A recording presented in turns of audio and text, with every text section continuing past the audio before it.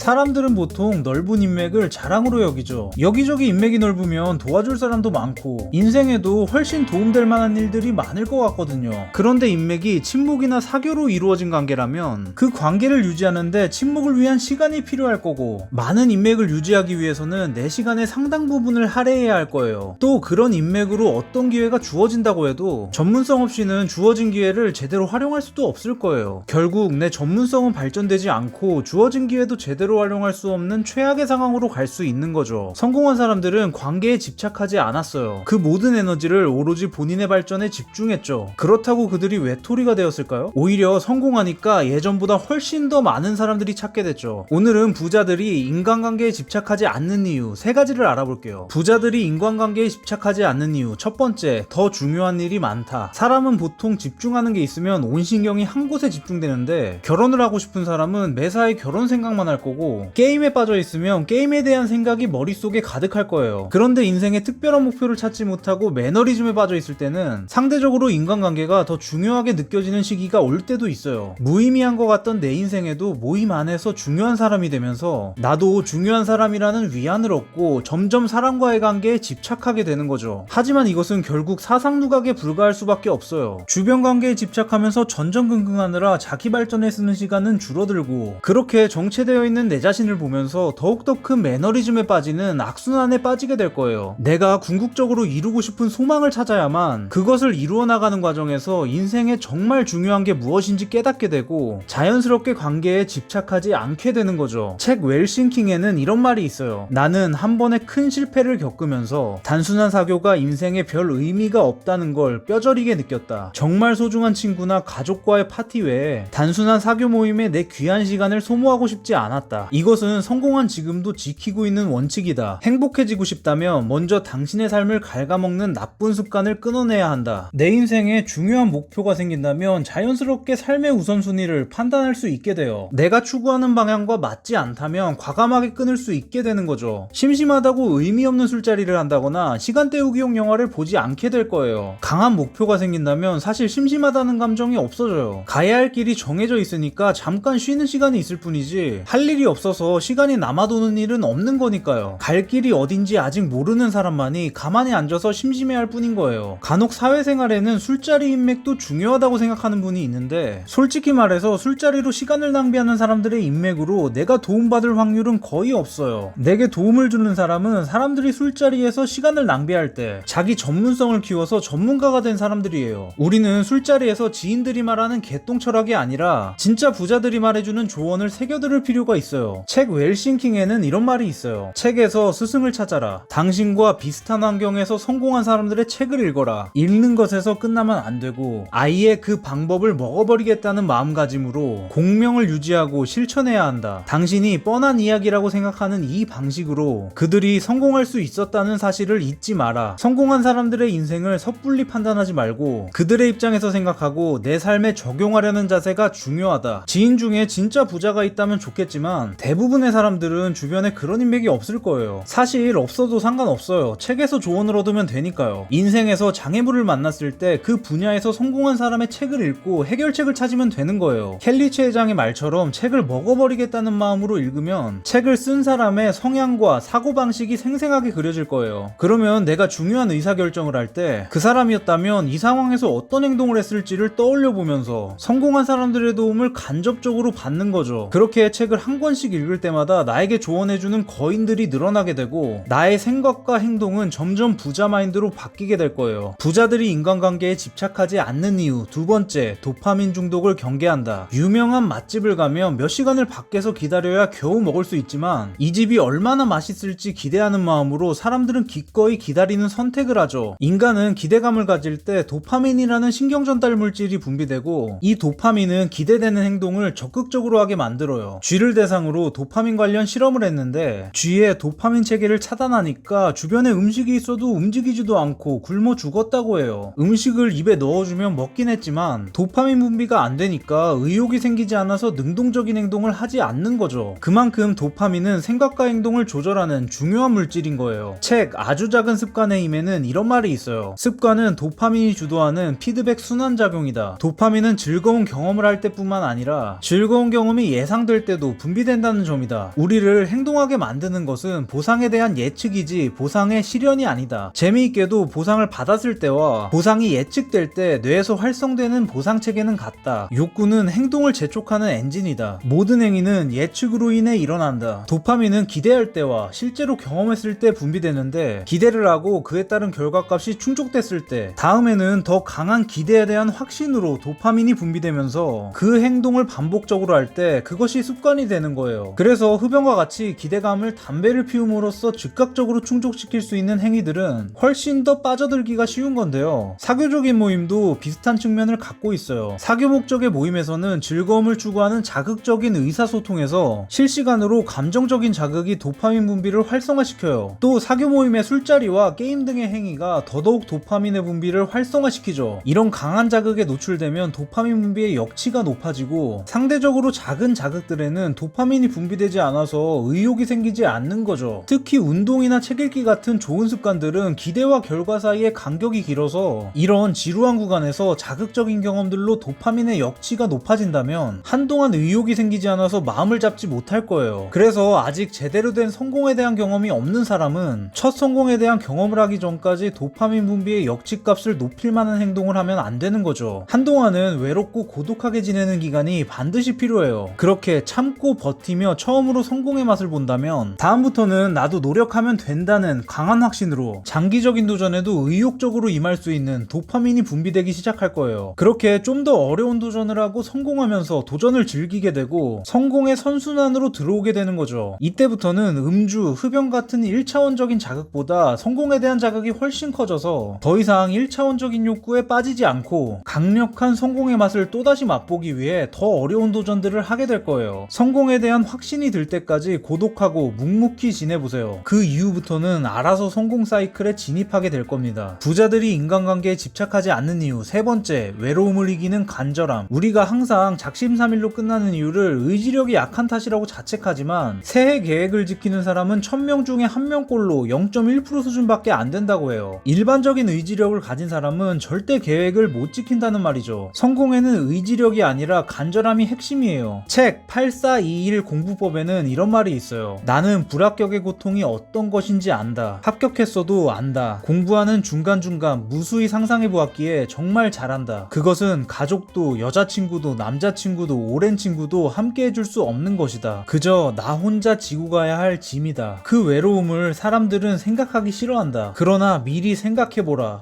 미리 상상해보라. 그리고 충분히 끔찍해하라.